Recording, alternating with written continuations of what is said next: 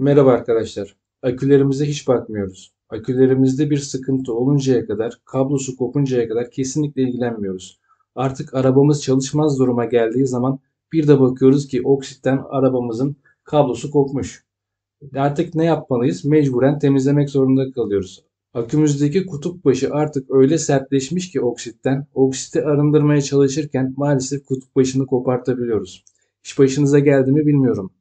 Böyle bir durumda aküyü kesinlikle kullanamıyorsunuz. Halbuki akünüz sağlam, sadece kutup başı kopuk. Ama korkmayın, eğer böyle bir durumla karşı karşıyasanız sadece bir elmayla akünüzü tamir edebilirsiniz. İnanmıyor musunuz? O zaman bu videoyu sonuna kadar izlemelisiniz. Önce akümüzü güzelce temizliyoruz. Eğer akümüzün zamanında bakımını yapmış olsaydık, özellikle kutup başlarına arkadaşlar vazelin gibi yağlar sürmüş olsaydık bu oksitlerle karşılaşmazdık.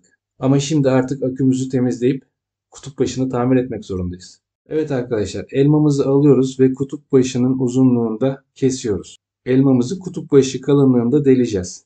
Kutup başını bastırarak da delebilirdik fakat o zaman biraz daha zor oluyor. Boru olduğu zaman daha kolay oluyor arkadaşlar. Kırılan kutup başımızı bir cezvenin içerisine koyarak ısıtıyoruz arkadaşlar. Bunu bir tüpte ısıtabilirsiniz, ocakta ısıtabilirsiniz. Ben görmüş olduğunuz gibi sıcak hava tabancasıyla eritiyorum. O kadar kolay eriyor ki arkadaşlar.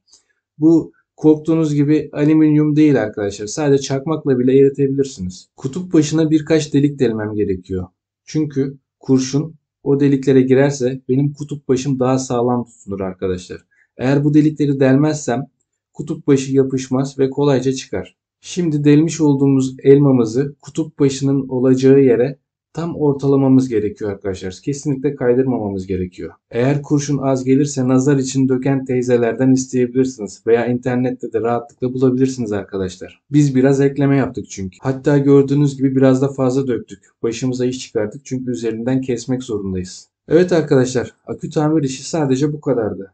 Şimdi kutup başımızı takarak deniyoruz ve gayet sağlam olduğunu görebiliyorsunuz arkadaşlar. Bu videomuz bu kadardı. Umarım beğenmişsinizdir. Beğendiyseniz beğen butonuna tıklayabilir, yorum yapabilir ve videolarımızı paylaşabilirsiniz arkadaşlar. Haftada en az 2 video paylaşıyoruz. Bu videolarımızdan da anında haberdar olmak için kanalımıza abone olup bildirimleri tıklayabilirsiniz. Kendinize çok iyi bakın. Hoşça kalın arkadaşlar.